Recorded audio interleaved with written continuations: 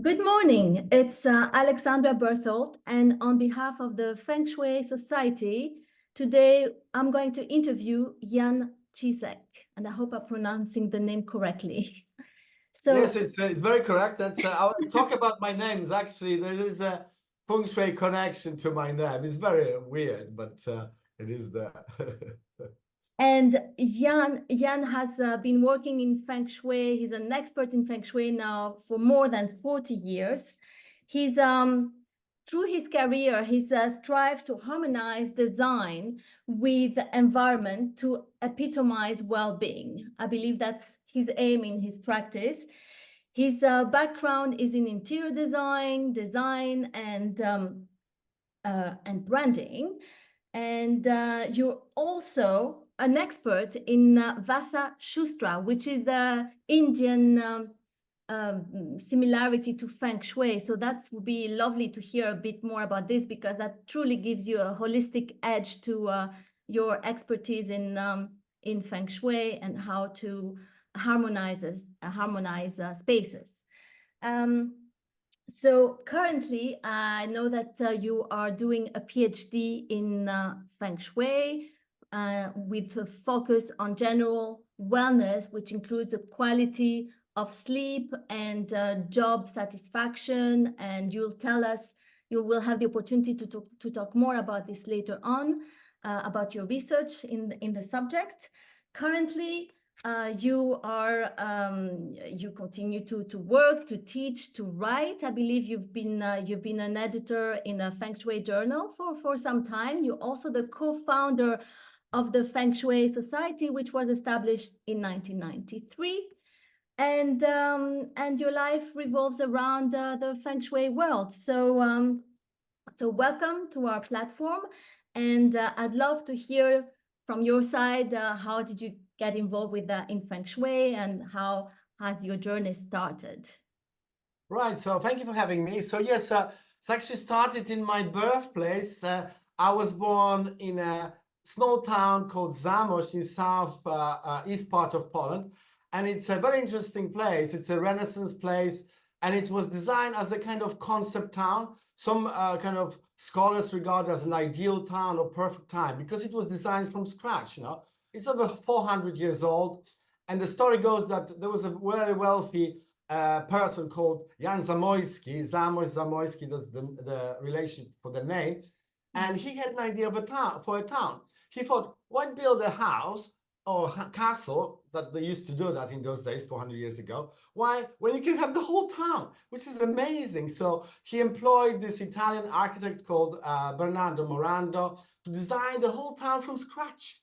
We'll show you some pictures. I'll pull out some pictures and we'll include that in this presentation. So it was originally designed as a fortress in the old days. They need to do that as a kind of star fortress. It's a 9-pointed kind of star-shaped fortress. And it was amazing to be born in this environment. So, I mean, nowadays people build houses, they move in. In the old days, they just built the whole towns and they moved in. So it was quite fun, obviously. And it kind of shows a more holistic way of thinking for that period and kind of community-based. And just I'll tell you a bit about Zamość because it's quite interesting in context of kind of Western Feng Shui. I believe they used actually Feng Shui principles, but without knowing the planet. I was going to ask you, Jan, the architect, the Italian architect, I believe from the Renaissance. Do you think, because I haven't researched him, he came with a model of a holistic model based on certain principles to build that very interesting town. Yeah. So the founder had a vision of a little town, a city, maybe. It's not a city now. At the moment, it's about 70, 80,000 people. So, but the main center that we'll show you the picture now, he thought about it like a thriving center of commerce, culture, learning. There was an academy there. So he invited various kind of ethnic religious groups to settle in the city once they build it. And this kind of contributed to the rich and inclusive cultural fabric. And he was obviously inspired by Renaissance ideals And these are tolerance, education, economic prosperity, and kind of diversity, you know. So you bring different, you know, population will bring different skills, knowledge, trade connection, kind of fostering a vibrant and dynamic community. And obviously there are lots of principles that we know from Feng Shui, so around balance, harmony, beauty, symmetry. So the center is quite symmetrical with a kind of grid layout, but also the shape of the nine-star fortress is slightly asymmetrical, which is very interesting. I could talk about that for ages. So it's got a, you know, marketplace with kind of radial street and this star-shaped formation.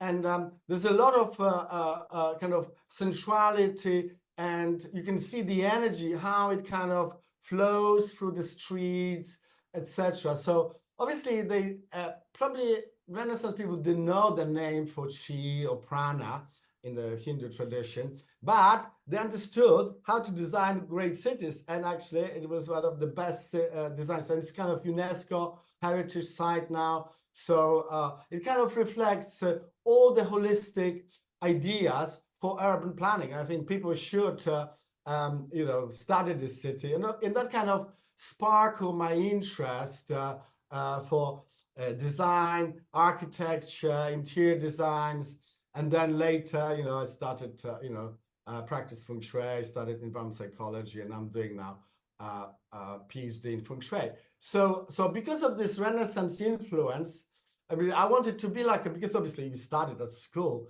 the whole history, and then when I was doing art as well, then, you know, this kind of, you want to be this Renaissance man, you know, you could do all kinds of things like Leonardo da Vinci. He was into all kinds of design, inventing things. And so, yeah, so I was interested in philosophy, science, music, and so forth. And so that was kind of the environmental influence. But then when I was about 10, I think, yes, I learned dowsing, you know, dowsing, water divining. Yes, And we'll I was get watching a into program, yes. I was watching a program on television, and they were showing this, you know, how to douse for water, to find water for kind of finding spots for wells. And I went outside, and there was a willow tree outside my home, and I took the willow kind of branch, and you use this, like kind of this V-shaped thing, and you hold it, and it started to move. And I was like, what's going on? So I was walking around, it's moving and stopping and not moving. I was like, wow, this is working. So then I started studying it. And, you know, in Poland, dowsing is kind of pastime. You know, people take it up as a hobby. And, you know, dowsing, geomancy, you know, radiesthesia, radionics are very popular, and lots of organization, and a lot of people know about this. And obviously, you know, geopathic stress is based on the idea where, you know, you've got underground water streams, and then kind of distorted the energy can create health issues. And we have the name geopathic stress, geo of earth, and pathic illness. And so a lot of people know about this in Poland. And actually, I've heard that, you know, governments was using some dowsers to check for places when they were building hospitals and so on. In Poland, they called it water veins, so underground water streams. Yes. And we have the, you know, the name for. So once you douse, you avoid to build above these veins, these water veins. Yes. So then I was a kid, and I was just sort of doing it for fun, for friends, and people ask me, my family, oh, God, come and dance for geopathic stress. And so that was fun for me, but I was learning at the same time because, you know, I was exposed to this idea. And then when I was, I think, 15, a kind of important element in the whole kind of Feng Shui journey, I became a chairman of probably the youngest German in that society, of an Indian Polish society. And the reason I wanted to become the chairman because I was going to be a librarian. As part of being a chairman, you had to have all the books in your home, and you're a kind of librarian, as we say. And I had literally hundreds of books on, you know, Indian philosophy, yoga, meditation, culture, Ayurveda. And that's where I learned about Vastu Shastra, which is an Indian version of Feng Shui. It's could be slightly older, but they kind of they appeared on this planet at the same time, yeah.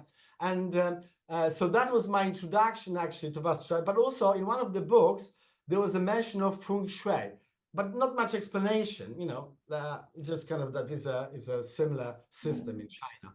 And so I kind of noticed, oh, Feng Shui, what does it mean? So I managed to, there was no books or nothing. That was 70s, no internet. The books were kind of scarce in Poland, you know. So then I managed to translate Feng Shui, somehow using dictionaries and stuff. Wind water, what does it mean, wind water? I mean, I'm like, wow. Because Vastu means, Vastu positions itself as a science, in a way, because Vastu is a Sanskrit for vas meaning kind of dwell or to cover, and Shastra means science or doctrine or teaching. So together you could kind of translate it as a kind of scientific system or architecture or design or science of dwellings, yeah? So the Vastu Shastra positions themselves as science, but Feng Shui positions it like wind, water, you know? It's like, what's this about? And obviously now, studying it for so many years, I know why, because, you know, Chinese language is kind of metaphoric and flowery and have to kind of unpack it. And partly because of the pictorial language, you know, which is kind of visual, yeah. You know, it sometimes annoys me that, you know, I see the translation of Feng Shui as Feng Shui is wind and water. There's no and in those two words.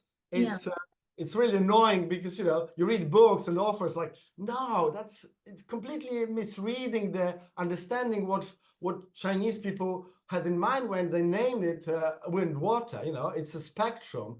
It's not two kind of distinct elements that need to be connected. They united from the beginning. So kind of separating them with the conjunction and creates a false problem for Feng Shui, which I think is not right. So, you know, when you see those books and it's like, sorry?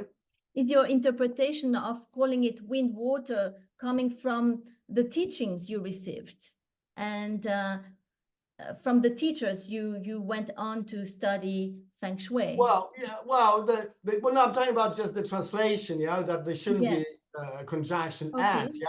And originally when I translated it was wind, water. I was like, oh, wind, water. And now, you know, obviously good scholars actually translate it well. And actually it's written in many scientific papers as one word, Feng Shui, one word. And I think that's ideal because, you know, having two separate words suggests that there's some kind of difference in kind, not difference in degree. And I think this difference in degree is like, you know, wind, water, two most abundant elements on the earth. I can talk again about just to this concept, you know, for hours, because you can unpack it, what they were thinking, you know, so there's a spiritual and human aspect, all kinds of things they included in this beautiful metaphoric description. I prefer it to Vastu Shastra, actually, because you can tell with Vastu Shastra, it's just science of architecture. But with wind, water, you can explore it in so many different ways. And maybe I'll do later. Maybe I'll mention a few things. Yeah.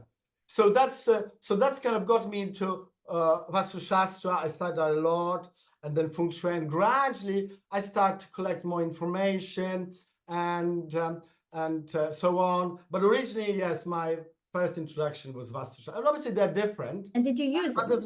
Sorry? Did you apply it in analyzing dwellings, buildings, homes? Oh yes.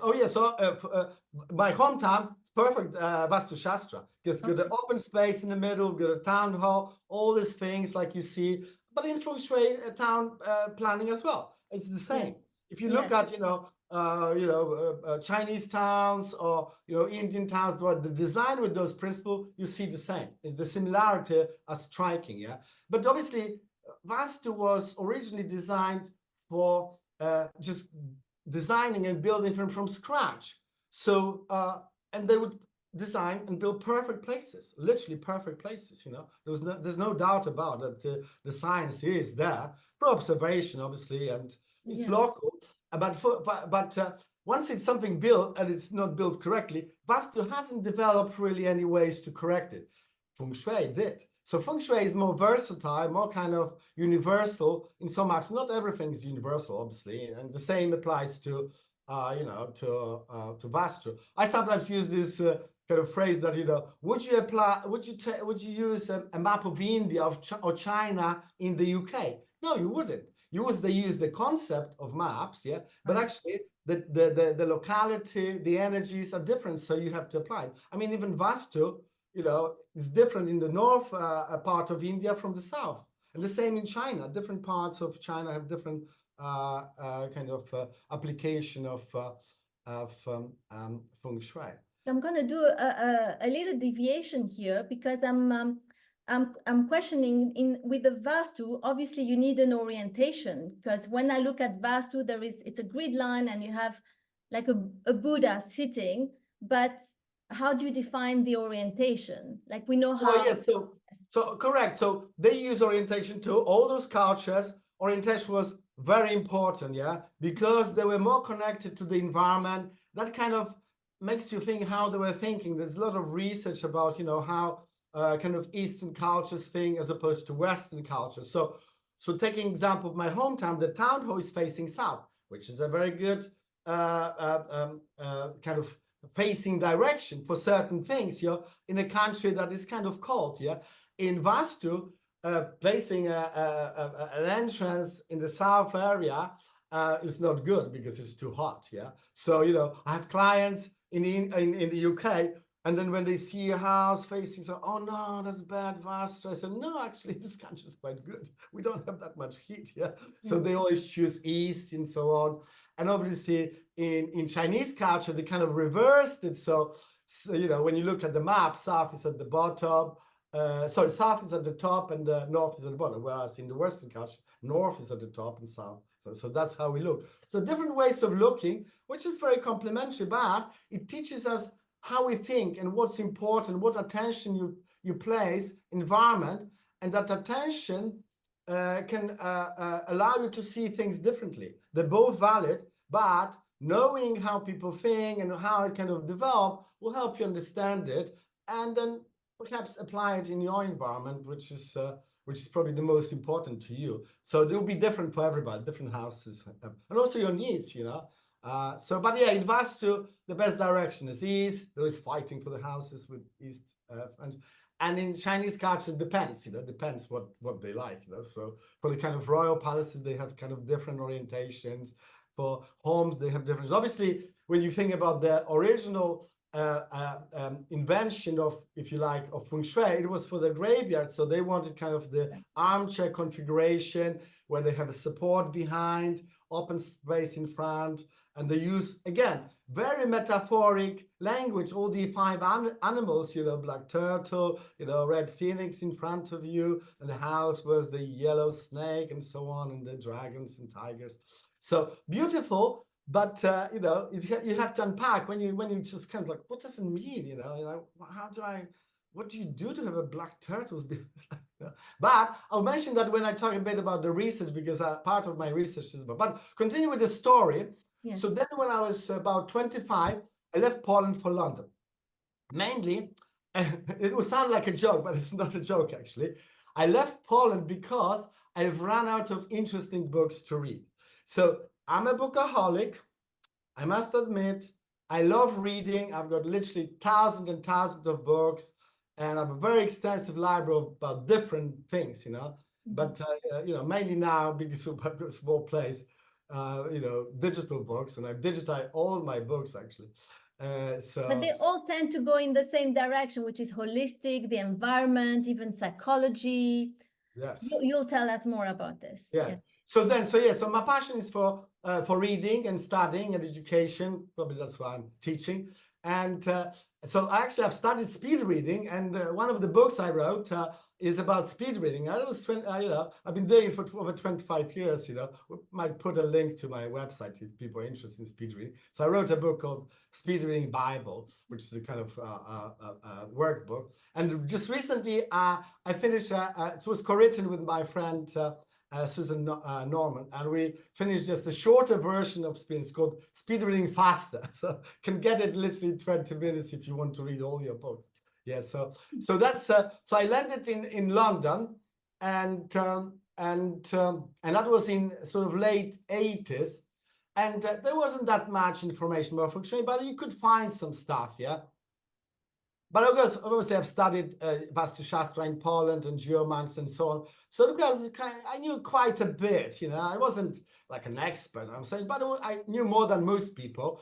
And you know, people start to ask me because I did some dowsing and checked some kind of basic interior design features and so on. So people ask me to teach about. So I start teaching it in Polish because my English wasn't good enough. And so yeah, so that's how I started. But that was late 80s, yeah. As a funny kind of story, so I learned about Bagua and all kinds of remedies, what you can do. And as you know, in Bagua model, one of the areas that you can enhance is fame recognition.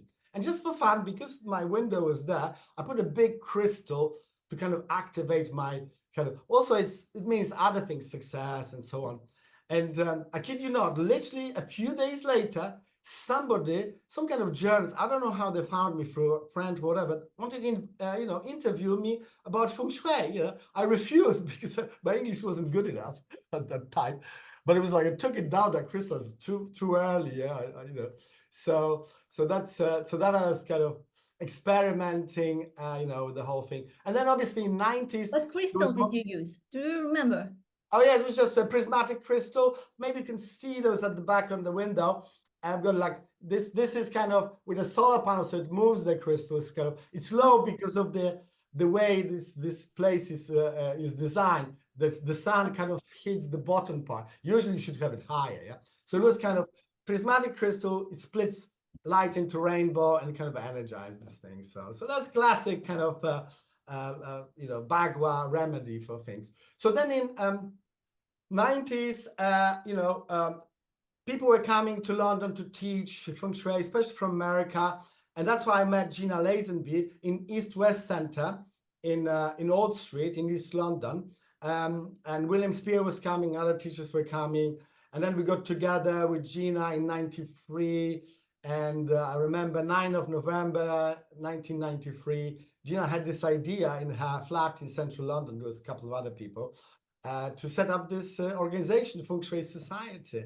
And that was 31 years ago, yeah. So that's now it's history. And then she set up her own organization called Feng Shui Network International when I was one of the teachers. And then I was teaching all over the world, you know, in UK, Poland, you know, US, Cyprus, Switzerland, I mean, all kinds of conferences. It was very vibrant time. 90s were the height of Feng Shui, really, yeah. Okay. So, and tell me, Jan, who did you started to learn Feng Shui with? What was it, through books? How did you? So yeah, so originally in Poland was books, and Yes. obviously whatever I could find, and I was experimenting. Okay. And my father kind of introduced me to some of the concepts. He didn't know the term yin and yang. He was kind of self-taught painter, like painting you know, pictures, but he couldn't figure out how to make money. So he had a decorating business. And he was very good with colors. I still have one of his kind of notebooks where he kind of experimented with colors and wrote down all kinds of things, how they affect people. Just as a funny story. So, you know, obviously the decorator, so he could do these things. So one day I had two brothers, we came from home, and the whole place is in kind of theme of blue colors, like blues, greens, cold colors. Very relaxing, very chilled. And we kind of became kind of placid and relaxed, sleeping a lot, not doing anything, yeah. So that kind of lasted for a few months. And then one day we come, and everything is red, you know, red, orange, yellow. I was just bouncing off the walls and everything. So obviously we was experimenting on us to see what the extreme kind of color spectrum can affect people's behavior. And it did, yeah. So then obviously he balanced it. So yeah, I learned a few things from him. And then obviously he was taking me on some jobs, and then he was telling me, look, you know, if you paint this place, this color, people might get married actually, or they have a child, or start a family. And it was kind of basic psychology, but he was observing because he was doing it all his life, and he was invited all kinds of things because people attributed the successes to he was just decorating and painting. He wasn't doing interior design as such, yeah. So I remember once he was had a client, and he said, I'll teach you something important, like, oh. So I went to the whole place is pink. I kid you not. This lady wanted everything pink. She had pink walls, pink sofas. In the bathroom was pink tiles, pink everything. Even, you know, she painted one pink thing. I said, not good, not good. He didn't use the word yin and yang, but not good balance. Yeah, it's just too much of one thing. It's extreme. It's like, what? I said, what are you going to do? He's like, well, I've got an idea. So there was a pipe, and she wanted to paint it pink. Obviously, she wanted everything pink. And I said, well, no, we can't use this pink paste, because it's not, you know, standard. You have to use silver paint. Yeah. So he painted this pipe silver, and suddenly it worked. It was magic. Suddenly you could breathe. We could just added something completely different, opposite from the spectrum, and it worked. And in the end, she liked it. It's like, oh, that's quite cool, actually. Yeah. So kind of nice. She said, no, better be gold. I said, no, we don't have gold paint. Silver paint. So this is a perfect example of how I kind of learned. So yeah, so I learned a few things from him. Oh, my name. So I mentioned my name. So Cisek in Polish means little tree, little yew tree. Sorry, little yew tree. Y-E-W, which is a kind of sacred tree. It grows in many cemeteries. It's you know, it's quite famous in this country, you know. And but my name, if you kind of pronounce this in Chinese, Cisek, is the energy of color. Some Chinese friends kind of even draw a little calligraph for my name in Chinese. So there's something about Qi. Originally, you know, I'm talking about my research, but originally I wanted to do a PhD in Qi, but I'm doing something else. So then I was learning from different teachers when I was in UK, different teachers, Chinese, English, anybody who's teaching. I was just kind of sucking all that information. And obviously you start working with clients, and I must say, probably I've learned most from my clients, because they were giving me feedback initially. So the way I work, I encourage, you know, I've got like two-part consultation. I'll do first part, and then after a few months, people call me, I'll revisit and fine-tune, and so I get a lot of feedback. I was taking notes a lot. And in that time, actually, you know, in 90s, with the Feng Shui Society, amazing. We're going to people's homes, we had meetings, we're learning so much. It was very, very diverse, studying different things, experiment. Obviously, it was pre-internet. Internet started like 95, I remember I got my first email. And so you had to do everything by hand, all the astrological chart and everything. Obviously, we got it wrong, and we had people correcting it and so on.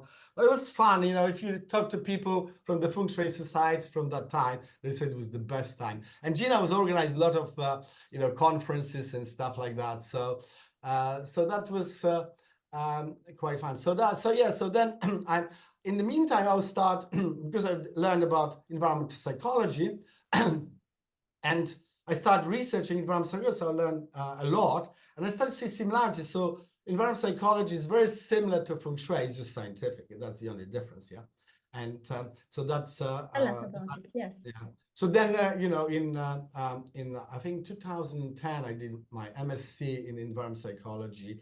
One of the reasons I'm doing research is because you have... sorry, about that.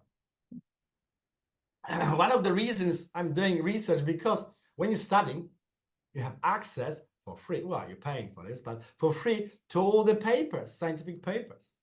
Normally, I mean, there's lots of free open source papers and free papers, but for most you have to pay, you know, like, you know, a few days ago, there was a research paper actually coming from China, very interesting, about villages. So geographers analyze some villages from the Feng Shui perspective. And geography is a very well-established science. Well, if you want to get that paper, it will cost you £25. But as a researcher, I can get it free. So, well, not free, but I can download it and read it and so on. So I collected loads of, I've got all the papers. I've literally got thousands of papers on, you know, Feng Shui and related disciplines. You know, for Feng Shui, it's probably hundreds, but so yeah, so I learned a lot from different things, yeah.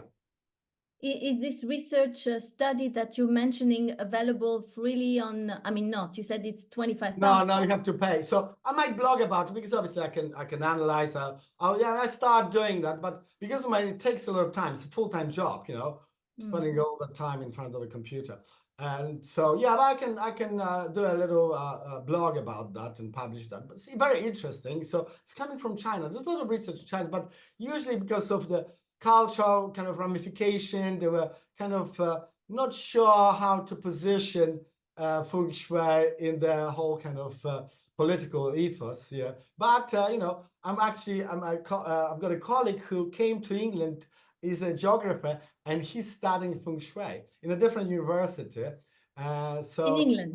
Yeah, in England, yeah, he's doing. He's kind of working on Qi. So his thesis is about Qi, and he uses Feng Shui, but also acupuncturists, other people to kind of you know, look at that. Yeah, so there's lots of things happening in the research. I mean, that's quite new actually. When you think about it, actually, I'm going to give a talk.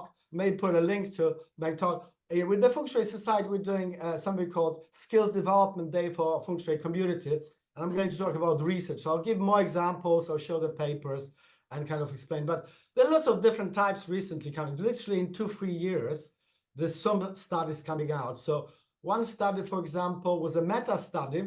Yeah. So they look at lots of different studies and kind of analyze it.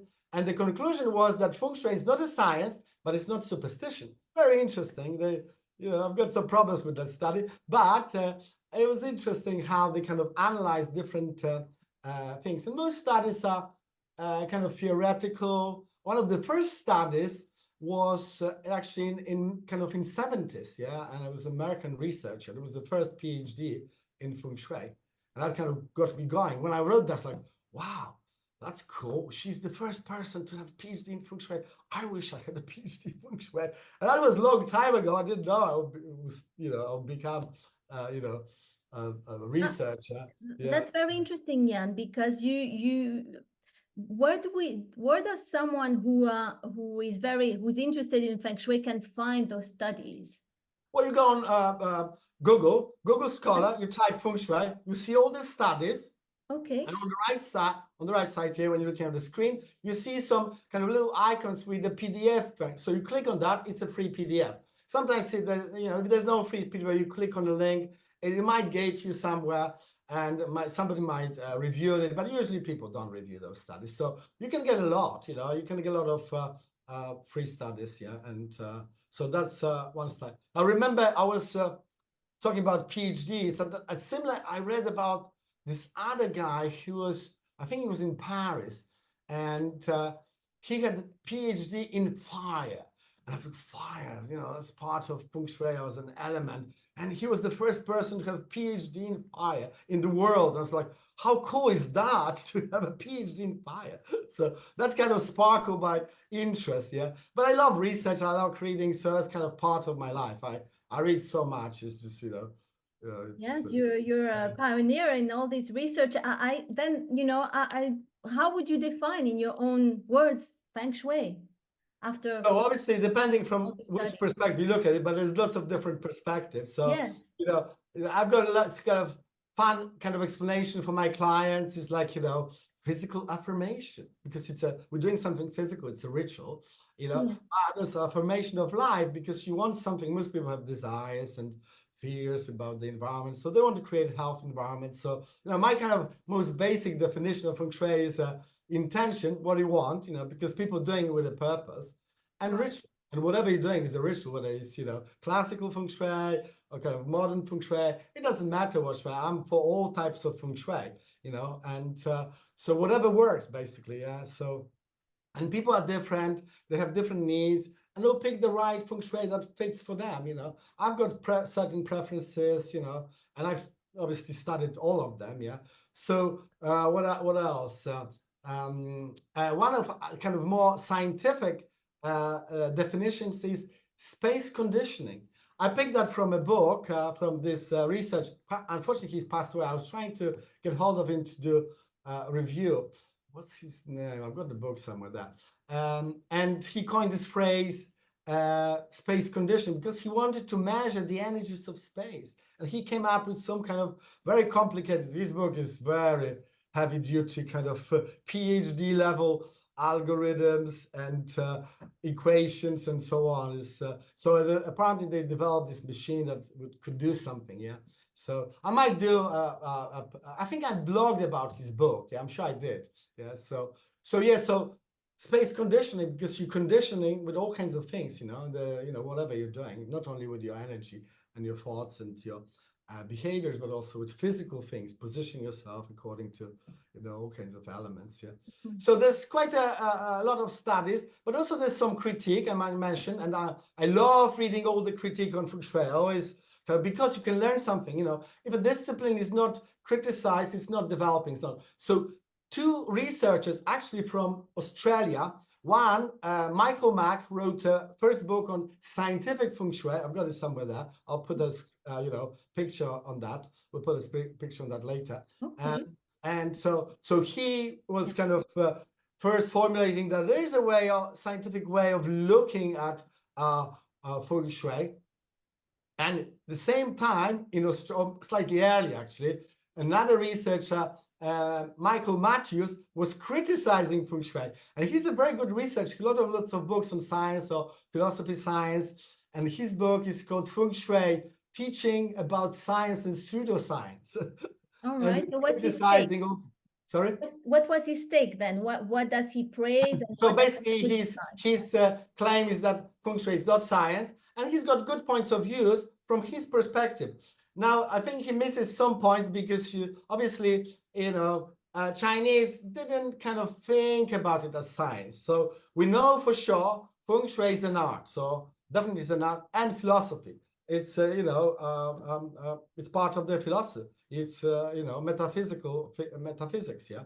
Yes. And part of kind of general philosophy. So we know it's art and philosophy, but science, I wouldn't say it's science. We can use other disciplines like environmental psychology or geography that are scientific to look at and analyze Feng Shui and pull out some of the kind of useful things that maybe in the future I'm kind of paving the way with my research. Well, I'm going to tell you a bit about that now. So with that could happen in not tomorrow, but if more people do this, at least certain aspects we can definitely validate from scientific perspective. And there's more interest, geographers are interested, philosophers are interested, interior designers, architects. So in academia, there's a growing interest in Feng Shui, which could kind of revive Feng Shui from a different perspective. Yes, so there is some criticism, and it's going I think, helpful. yeah.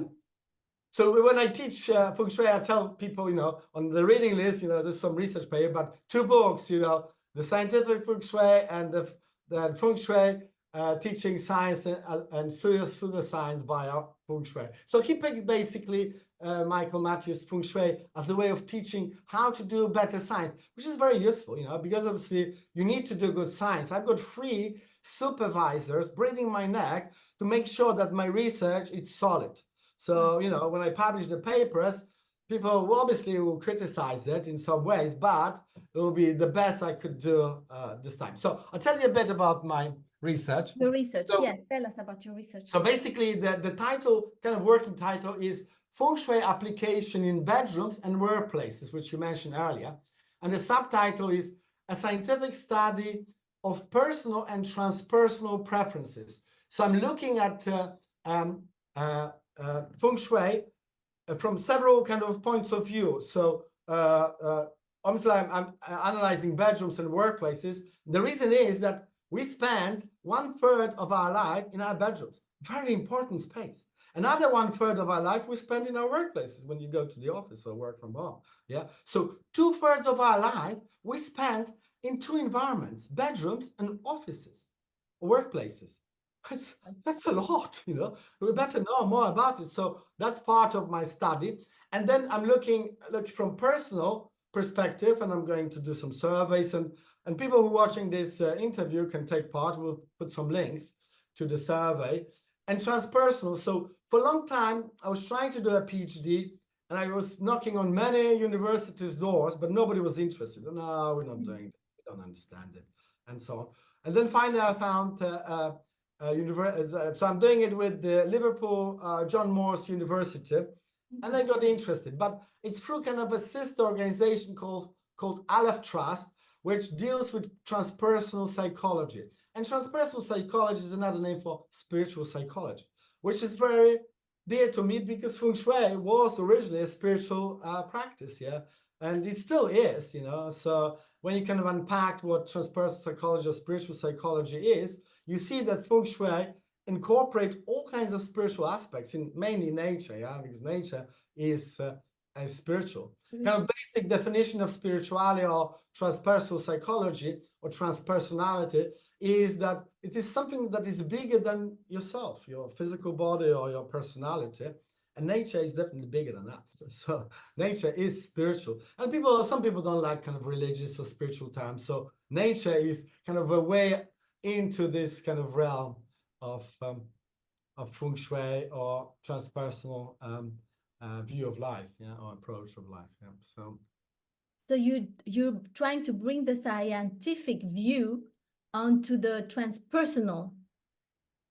Well, so I'm using transpersonal lens. So I'm looking at transpersonal. So when you're doing the survey, there will be some questions about your transpersonal views, yeah, about your spirituality, yeah. Oh. So there are lots of different questions. There will be some pictures about bedrooms and workplaces, and then you rank them, and there will be so I'm looking at people's personalities, how they are as a person, and also as a kind of spiritual entity, if you like, and kind of relating that to how they view bedrooms and workplaces. So lots of different aspects, and I'm looking at 5 different key principles in Feng Shui. So I'm looking at support. So, you know, position of the bed, you know, with the command position, armchair configurations or extra support, you know, and in environmental psychology, we have a concept or theory called prospect and refuge, where we actually, and this kind of Western psychology came to the same understanding how Chinese did it, you know, 3,000 years ago. So there's a lot of similarities about that. And then I'm adding nature, and then I'm looking at 2 kind of negative aspect or principle. I'm looking at sharp objects and kind of cutting chi, if you like, in Feng Shui terms, and kind of oppressive elements, shelves, you know, beams, and so on, and clutter, mess, you know. So actually, my MSc in environmental psychology was about shapes, you know. So I studied shape extensively. So I'm quite fluent in terms of how shapes affect people's perception and behavior and so on. So, and since then, there's more research on that, yeah. And I use that understanding in, you mentioned earlier that I was background in branding. I've done quite a bit of branding and logo design, and that's kind of useful. You can use 5 elements to design a good logo, and I use different shapes to make sure that they have kind of flowing lines and the energy is flowing and so on. So you could use most of the Feng Shui principles for designing anything. I've designed lots of different things. I'm actually a designer by trade. So I've designed elements of cars with Feng Shui, perfume, logos, books, obviously interior designs, furniture. How do you design perfumes with Feng Shui? So we use 5 elements. So right, that was this perfume designer wanted to incorporate. I don't have the perfume. Well, that was like 25 years ago. right. And it was very nice because we kind of look at different elements, how they kind of, and then pick up kind of Western herbs and how they relate. Because obviously in Western astrology, we have 4 elements, very similar, you know. So in Chinese astrology, we've got 5 elements, you know, water, tree, fire, earth, and metal. But in Western astrology, we have earth and air, and water and fire. Correct. And they kind of combine differently as well. And I could do a talk about that. So we kind of use more 4 elements, but we look at Feng Shui how, but we designed the bottle, kind of flowing lines, nothing sharp, very nice to hold. And if you hold, it's like, oh, I want to keep that bottle, you know. It's gorgeous, you know. So, and the smell was kind of around that kind of balance. So it wasn't too one way, because sometimes when you look at perfumes, sometimes they're kind of extreme, like too sweet or too one way. So we're kind of trying to do a kind of unisex perfume, and very nice to kind of have this kind of masculine, feminine, but also kind of spiritual aspect, because we want to uplift people's energy. So we had an idea, which I'm kind of thinking about as well. So this perfume could be used as like a space clearing mist, so you kind of, using perfume clears your aura, but also your space. So that was a fun thing, yeah. I'm So, sure. And talking about shapes, where do you think the Feng Shui stands these days? What do you see any trends? so lots of trends. Obviously, and because of my research, I see this, and because of the, I can see more research happening, and especially in academia. I know I've been teaching now in some universities from that perspective. So the trend is kind of evidence approach in Feng Shui. And, obviously, over the years, people like different types of Feng Shui, but some of my clients kind of not looking for kind of bunch of platitudes, how kind of cliche about what Feng Shui does and how it works. And they want some kind of evidence, is it going to work? How quickly? People like quick fixes, yeah? So they want to get, results, yeah? So I think the evidence-based Feng Shui will kind of thing, people will start to draw from that research and apply it. And, it confirms with all the principles that we know from Feng Shui. Obviously, I'm not saying that, everything that hasn't got evidence doesn't work, Basically, I'm saying that some Feng Shui hasn't got evidence because there was no research. Nobody has done research. We know it works. People give us a lot of feedback. And, and obviously, as I said earlier, people are different. They have different environments. They have different needs, beliefs, and so on. And whatever works, as long as you're getting results. And if you're not getting results, do something else, yeah? So, but again, unfortunately, like with any discipline, including science, there is a bit of superstition and false problems, So when you align, you're really saying, oh no. But it might work for somebody. They believe in that, like a classic. I make kind of fun, of this idea that, the people use the toilet as an example of boosting their wealth, put the lid down and so on. And if it works, use it. No problem. I don't because I kind of think, I don't think my toilet controls my finances. I don't want to buy into that idea. I know more, So, but if it works, great. Obviously, for aesthetic reasons, very nice. And you can get, I design some bathrooms because people wanted like, oh, this, I learned this. Like, and once you learn something, it sticks in your mind. You can't unlearn it. So it's like, so I said, well, let's get the Japanese toilet. It will cost you, £5,000, but the lid will close itself down. So you're coming into the toilet, it opens up, you're leaving the toilet closed down. Problem solved, and people loved it, yeah? It's expensive, yeah? But you have to be careful. I have to warn you. Don't wire your toilet to internet, other things, because it can cost you. I had a few clients, and they wired everything. They love all the electronic. They could do all kinds of things with a smartphone. Yeah. And sometimes the internet was down, and they couldn't flush the toilet. That was a problem, So always have the kind of traditional ways of doing certain things. Yeah. So the evidence-based Feng Shui, I think long term has a better chance of being more effective. And obviously, people can't make fun of it, and because there's evidence, you can always quote the evidence. So yes, hopefully there will be more evidence on one side published. I'm in the middle of the study, so in 2 years' time I'll publish my thesis, so people could look. Probably the most comprehensive literature review of the Feng Shui with the longest list, because when you look at research, there's a lot of references, but my reference will be hundreds of can we find your studies, for example, on your website? Yeah, so some of them I don't have time to post of it, and it's kind of disorganized a bit.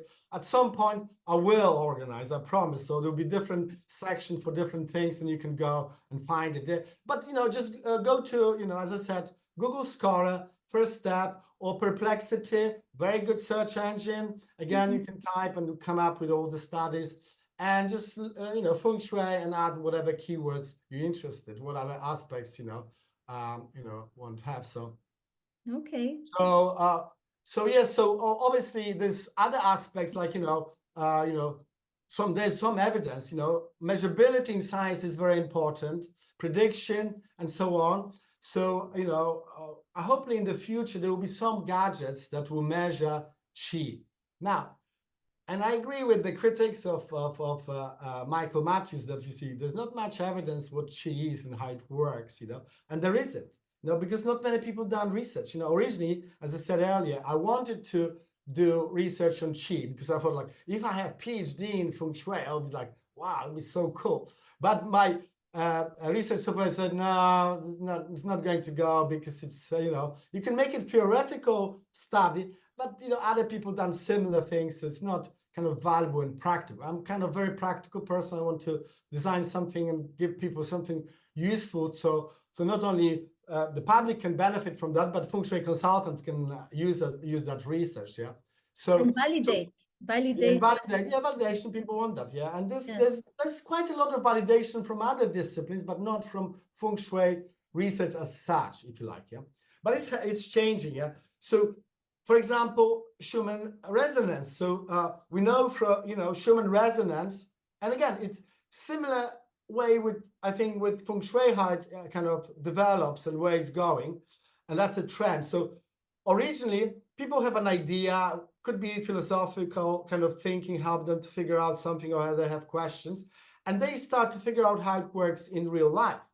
So Otto Schumann, a German, I think he was a mathematician, in late 50s, he had this idea that the Earth has a magnetic field around it.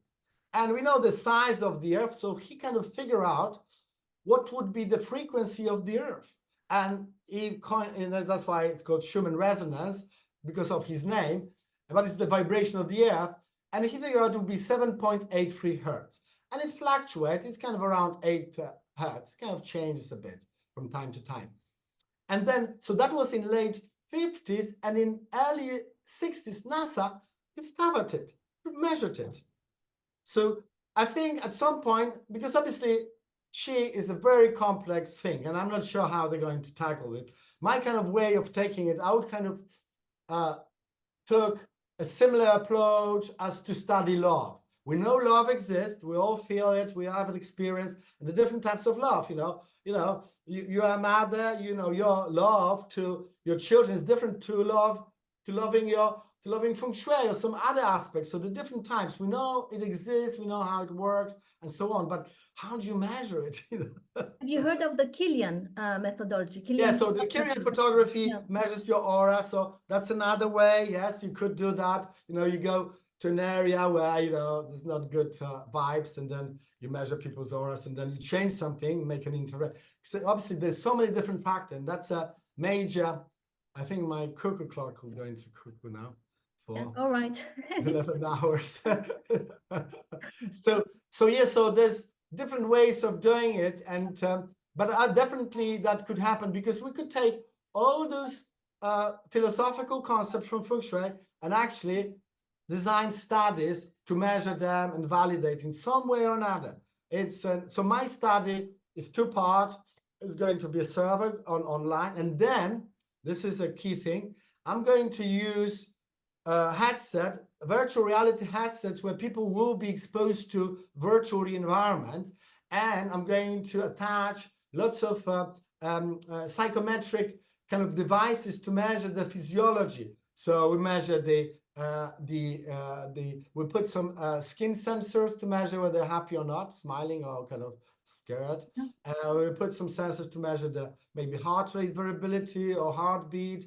We measure the stress with a skin test, all kinds of measures that we can use to see when they're looking or they're exposed to how. Obviously, people can tell you all kinds of things, but we want to know what's happening in the body. When you sitting with the back to the door, where I'm sitting now, am I stressed or not? Obviously, I'm not, because I'm at my home and I've got a silver ball here, so I can see what's happening behind me. So that's kind of open up, and there's been 2 studies already like that. So it's kind of a new avenue. So that kind of will open up evidence-based approach to Feng Shui. What else? Yeah. So then obviously AI is a big thing now. And I think, with all the knowledge that we have, which is written and available, AI could potentially codify everything. So AI could have like a base or knowledge of everything that there is to know about Feng Shui. And you could ask, your AI agent any question and it will give you answer. You could put a picture, you could upload a picture of your bedroom and it will analyze your bedroom from the Feng Shui perspective. It's already, you can already do it. It's basic. It's not, you still need consultants like us, like you and me. You need to still have physical people to measure certain things and look at the environment with the eyes, but basic things are already there. So, so this is probably happening. And what else? So hopefully there's more than basic things that people come to us, because, for example, also Feng Shui is intimately linked to astrology. So there are a lot of aspects within Feng Shui. Yes, so, but you see, AI will be better at any Feng Shui astrology, I bet, because it will have all the systems in one place, including Western astrology, including Vedic astrology, and trying to figure out the patterns and figure out which system is better, you know, for people. You know, when I offer my consultation, I give people choice, you know, what kind of astrology, different types, you know. And, you know, when I have kind of Indian clients, they want Vedic astrology. When I have Western clients, some of them want Western astrology. And you can pull out some useful elements from the Western astrology because, you know, we've got similar, you know, same elements, yeah? So it can analyze, it can interpret, but it'll be quicker, you know, because as you know, it takes time. It takes time to kind of look at all these charts. Obviously now easier, I'm telling you, all day, it's hard work. And we did make mistakes and we had people double check, always double check, triple check. I didn't make any mistakes because it happens, you know. So, but now with the software, you know, go online, put a date, and it can do all kinds of things for you and, you know, interpret it, you know, for you. So yeah, but you need, I think people will still need us because people look kind of physical, kind of contact. And, you know, you see different things, you know, as a human being, and you have different experiences, and people like that as well. So I don't think, you know, we're in danger of losing our jobs to AI, but, you know, some people will start using it. And it's an additional tool. Let's put it as an addition. It's called augmented. It's called augmented intelligence. We're using technology. Like, look, we're using science now. If it wasn't science, we couldn't have this conversation. If there was no electricity, if there was no internet, if there was no Zoom, forget it. We have to meet in places, yeah? And we have to credit Feng Shui, not Feng Shui, but I Ching to this experience because, I don't know whether you know, but Leibniz, a German mathematician, was inspired by I Ching, by Brooke and its solid lines to develop binary system. And from that, they developed computing and so on, yeah? Obviously, the binary system existed already, day and night, men, women, all kinds of opposites, yeah?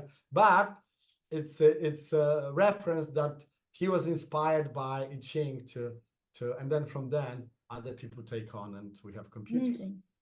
Well, Jan, we're coming to the end of this interview. It's been amazing to have you here because not only you've given us your own experience, your journey, but also the scientific approach to Feng Shui, how to look for that information, but also what you offer through your studies, through your PhD now.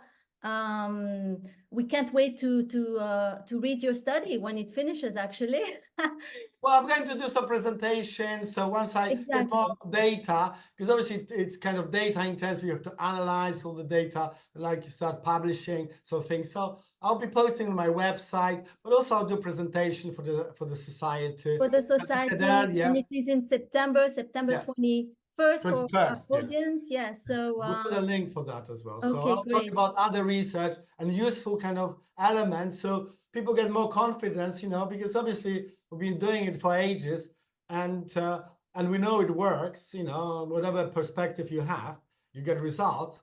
But it's nice to have that confirmation and validation from the kind of evidence-based approach. Yes. That's been really important, significant interview, actually, to have this perspective on board. So thank you very much. And, thank you very much too. And we'll see you again at the Feng Shui Skills Development for another presentation on what you are working on. Thank you.